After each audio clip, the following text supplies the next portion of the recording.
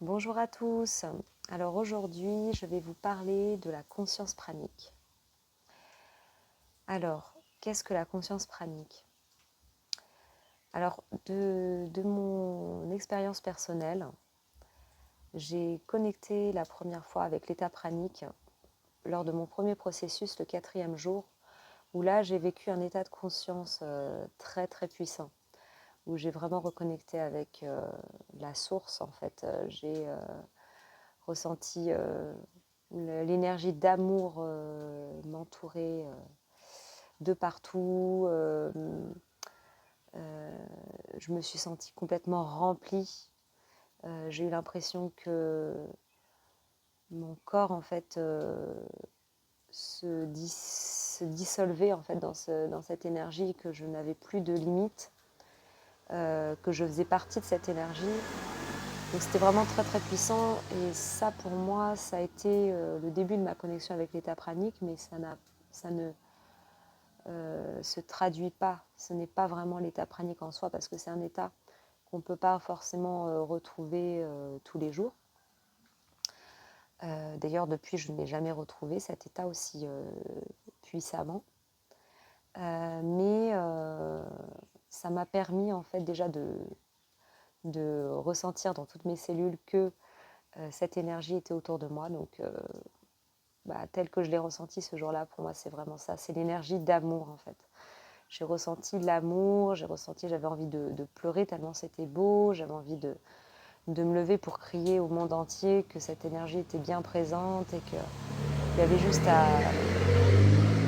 à ouvrir les yeux un petit peu sur ce qui nous entourait. Mais c'est vrai qu'en fait on est tellement dans le mental tous les jours, pris dans nos vies, pris dans nos émotions, que on a du mal à enlever ce voile qu'il y a devant nous.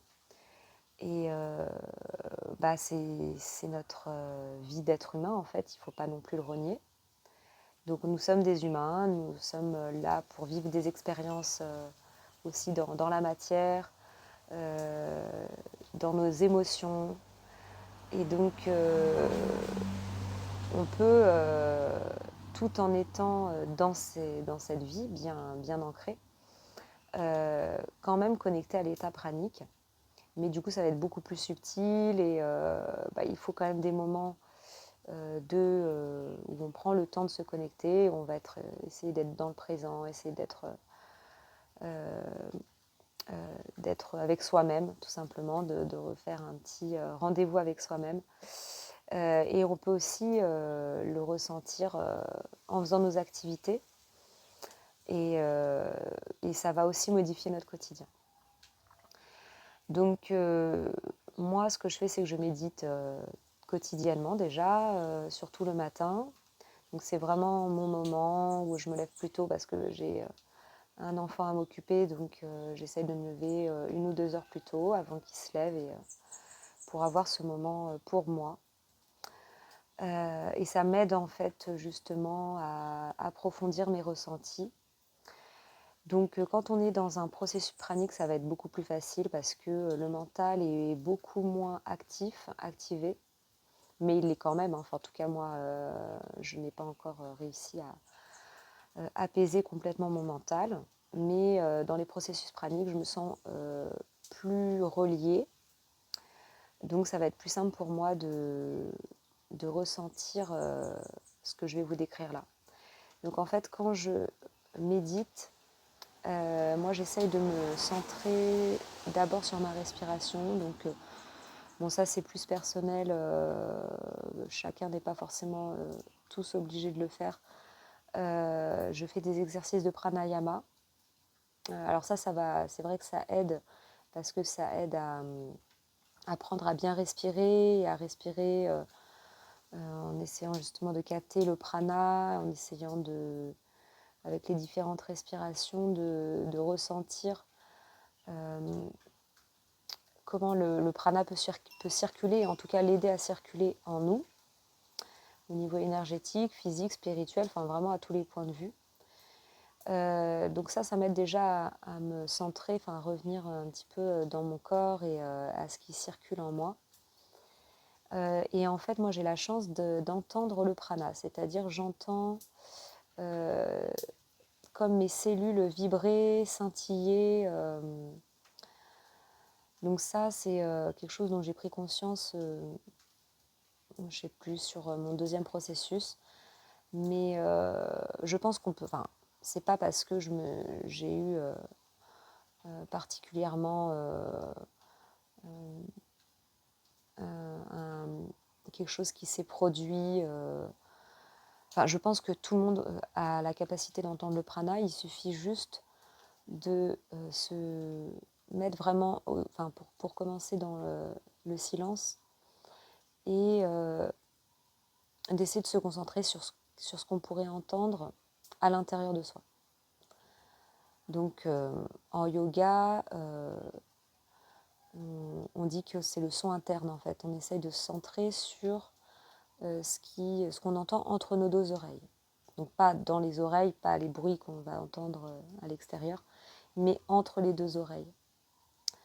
Et donc moi c'est vrai que ça m'aide à me connecter. Mais essayez de vous entraîner dans le silence petit à petit, vous verrez qu'il y a quelque chose en fait, il y a comme une présence.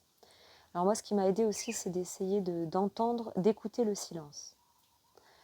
C'est comme ça que j'ai commencé à vraiment entendre le prana. J'ai essayé de me connecter à ce silence, ça a été un appel pour moi à un moment donné. J'ai eu l'impression que dans le silence il y avait une grande présence. Et j'arrivais à me connecter à ce silence même en conduisant, voilà, à des moments de plus en plus, voilà, enfin, du quotidien. Et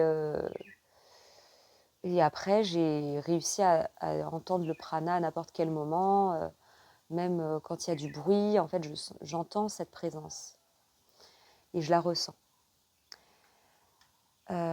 Et ensuite, donc quand je suis en méditation, que j'arrive à être centrée sur ma respiration et sur ce son interne, eh bien, je ressens mes cellules qui vibrent, qui scintillent,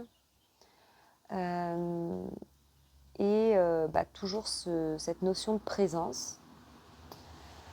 Après, il y a eu des fois où j'ai vraiment ressenti que la respiration me nourrissait, donc qu'il y avait quelque chose qui se produisait même au niveau physique, comme si j'étais en train de manger en fait, hein, tout simplement.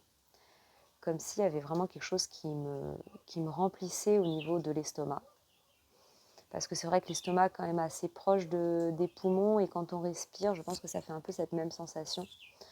Et comme si l'air rentrait aussi dans l'estomac. Donc c'était assez fou de ressentir que la respiration pouvait remplir cet espace dans l'estomac aussi. Et il y a eu aussi une fois en méditant où j'ai ressenti un sentiment très fort d'amour dans l'estomac. Alors pas forcément à travers la respiration, mais j'ai senti que mon estomac se remplissait d'amour. Donc c'est vrai que c'est très difficile à expliquer avec des mots et c'est tellement subtil et c'est tellement un petit peu inconscient que quand ça arrive dans la conscience, voilà, on essaye de mettre des mots dessus, mais vous verrez en fait, vous ça va peut-être se traduire autrement, avec d'autres mots, avec d'autres sensations. Mais voilà, enfin moi en tout cas j'ai vite ressenti aussi ça, c'est que l'amour pouvait nourrir cet espace-là de l'estomac. Et ça peut permettre aussi quand on est dans un état pranique, il faut aussi accepter le vide quelque part parce qu'on se remplit quand même moins, hein, même si on se remplit de liquide plus ou moins dense, on est quand même la plupart du temps l'estomac vide. Donc il faut accepter ce vide et le fait de se dire que l'amour vient remplir ce vide, c'est déjà énorme. Et donc quand je suis en train de méditer la plupart du temps, je ressens cette présence donc dans mes cellules et donc il n'y a pas forcément de sentiment d'être rempli. Maintenant, j'essaie de me centrer juste sur la présence qu'il y a donc en moi, surtout à l'intérieur de moi. Je pense qu'au début, c'est plus facile de se centrer à ce qui se passe à l'intérieur de soi. Alors c'est plus facile quand il n'y a pas trop de pensées, il n'y a pas trop d'émotions, donc quand on est dans un moment plutôt calme, tranquille. Mais plus ça va et plus j'essaye de juste être dans l'instant. Au début, je vous dis, j'ai essayé de... Enfin, je le fais toujours, mais au début, j'essaye de ressentir que je me sens nourrie, etc. Mais quand on essaye de trop rechercher ça, en fait, on sort un petit peu de l'instant. Alors que maintenant, je préfère vraiment me centrer sur juste ce qui est. Ressentir la présence, ressentir le présent, ressentir que je suis présente, ressentir la vie. Ressentir la vie sous toutes ses formes. Donc ça peut être donc par la respiration, voilà, le fait de respirer, on se sent en vie. Et aussi, faites juste le petit exercice de vous asseoir, de vous poser. Et essayez de ressentir qu'est-ce qui fait que vous vous sentez en vie.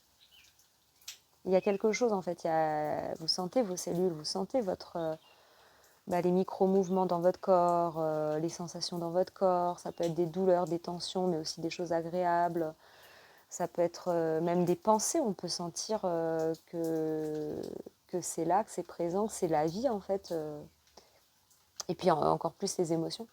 Donc ça peut être intéressant de le faire après quand on est justement dans des fortes émotions, parce que après on arrive à se détacher de ces émotions, d'être complètement submergé par son émotion et envahi, et du coup on n'est plus vraiment présent parce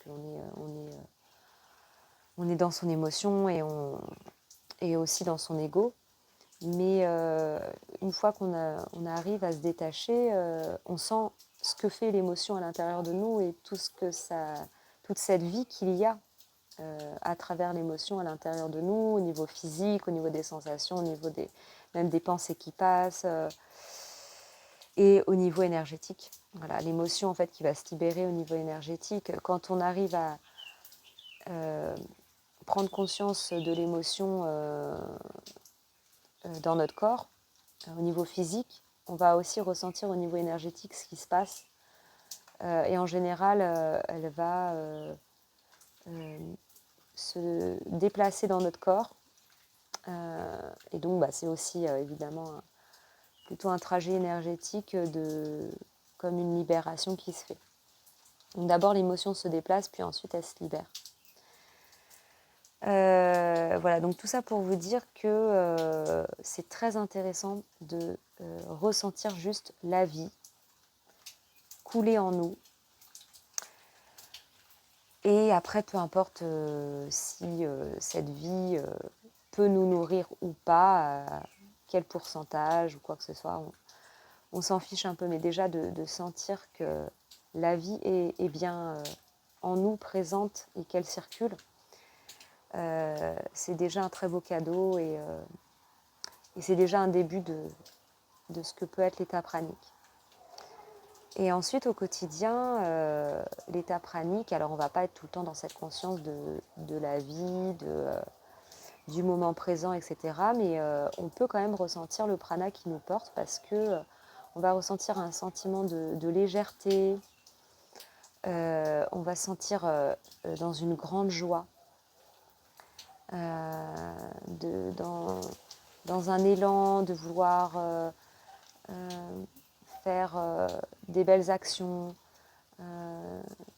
d'avoir de plus belles paroles peut-être pour les gens qui nous entourent, d'être plus dans de la compassion et dans de l'amour, parce que justement soi-même on se sent peut-être plus léger, peut-être plus clair au niveau mental et apaisé, donc avec un système nerveux plus calme, plus apaisé, avec moins de stress, moins de mental, moins d'ego, et donc beaucoup plus présent, beaucoup plus disponible pour les autres. et les choses vont devenir plus fluides. Donc quand on a des projets, quand on a des difficultés aussi, que ce soit au niveau professionnel, notre organisation familiale, notre rythme de vie, etc., les choses deviennent plus fluides, et même dans nos relations à l'extérieur. Par exemple, quand on est sur un processus pranique, on a souvent peur des jugements, du jugement des autres et de ce que vont dire les autres, etc. Et en fait, on se rend compte que quand on est porté par le prana, tout devient facile. Moi-même, alors que mes parents sont complètement cartésiens, j'avais très très peur de leur parler du pranisme, et ma première expérience pranique, mon premier processus, mes parents sont venus me rendre visite à La Réunion, donc c'était vraiment compliqué pour moi de leur expliquer pourquoi je mangeais liquide, etc. Et en fait, ça a été hyper facile. Mais vraiment, j'ai halluciné, quoi. Enfin, je pense que si j'avais pas été portée par le prana, ça aurait été impossible de leur expliquer ça. Et en fait, j'ai réussi à leur expliquer hyper facilement. Et ils m'ont pas trop posé de questions. Enfin, ils n'ont pas eu de peur, parce que je pense que ça leur paraissait aussi fluide et naturel de leur côté. Et j'avais beaucoup de peur, et en fait, ça a été très facile. Et ça a été très facile aussi avec toutes mes autres relations. J'ai pas eu vraiment de situation compliquée à devoir expliquer quoi que ce soit. Les gens posaient pas trop de questions, et puis aussi, je me suis pas forcément mise dans des situations trop compliquées non plus, hein. Voilà, quand je devais faire une soirée, enfin, j'amenais, soit je mangeais liquide, j'en parlais pas, et puis ça se voyait pas forcément que je mangeais liquide, ou enfin voilà. Non, vraiment, tout est facile, et, et tout est fluide. Et puis il y a beaucoup de synchronicité, donc on sent qu'on est soutenu par, que ce soit par des guides, ou que ce soit par des énergies qui s'alignent. Tout s'aligne en fait à l'intérieur de nous et avec l'extérieur. C'est comme tout, hein, quand on est à l'intérieur, on se sent dans des hautes vibrations, on attire aussi les mêmes vibrations à l'extérieur de nous. Donc nos relations peuvent changer ou peuvent tout simplement s'améliorer. Quand on avait par exemple des choses, des problèmes à régler qui stagnent un peu, tout d'un coup ça se débloque. Et puis à l'inverse, hein, dans un processus pranique, il peut y avoir des choses qui remontent, il peut y avoir des effets miroirs, des blessures qui se réouvrent. Et tout ça, c'est parce qu'on est appelé à venir le guérir, à venir à remettre de l'attention dessus, à revenir sur ses émotions. Et donc, comme je l'ai expliqué dans plein de vidéos, on peut être appelé à faire une thérapie pour partir à l'intérieur de nous, découvrir tout ce qui n'a pas été guéri, tout ce qui doit être libéré.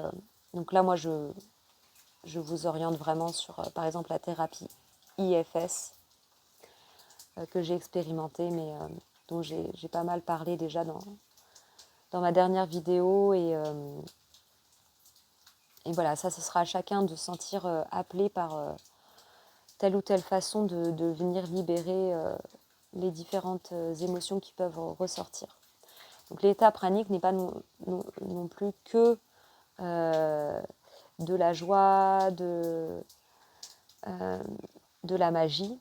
Il peut y avoir des difficultés, des blocages, évidemment, hein, enfin, c'est logique, hein, parce qu'on est dans une transformation intérieure, donc le mental est assez puissant, et vient souvent nous rappeler à l'ordre avec ses croyances, ses résistances, ses peurs, ses inquiétudes, ses doutes, etc. etc. Donc pourquoi on n'avance pas aussi rapidement qu'on le voudrait sur un chemin pranique, parce qu'il y a ces peurs, il y a ce mental qui est là, et c'est aussi une part de nous, hein, donc il faut aussi avoir de la compassion pour lui, lui envoyer de l'amour, lui dire qu'on est là, on peut le rassurer aussi, que notre part spirituelle, notre part divine est là pour le rassurer et il va s'apaiser de petit à petit. Mais quand on est dans un processus au liquide, en général, il est quand même déjà beaucoup moins présent, beaucoup moins fort. C'est juste qu'il va y avoir des journées ou des petits moments où le mental va être plus présent. On va appeler ça de la détox émotionnelle, où ça va tourner dans tous les sens, on va plus trop savoir où on en est, avec nos liquides, etc. etc. On est un peu perdu. Mais ça fait vraiment partie de l'expérience. Donc c'est pour ça qu'être accompagné dans un processus pranique, ça peut être intéressant aussi, parce que déjà vous allez pouvoir déposer et partager ce que vous ressentez. Et puis dans les moments où vous vous sentez perdu, justement, l'accompagnant peut vraiment vous aider à y voir plus clair, puisque lui, il est passé par là, et puis que de toute façon, dans tous les cas, une personne extérieure peut vraiment vous aider à clarifier et puis à vous faire prendre conscience des choses que vous ne pourriez pas voir tout seul. Alors moi, je propose des processus praniques accompagnés de façon totalement gratuite ou à prix libre si le cœur vous en dit. Mais voilà, pour l'instant, c'est vraiment avec plaisir que j'accompagne les gens.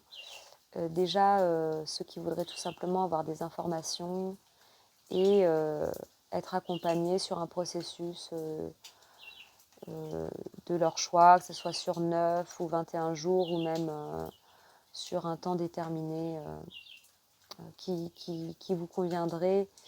Et en fait, ce serait plus sous forme d'échanges par messages vocaux pour que ce ne soit pas contraignant d'un côté comme de l'autre.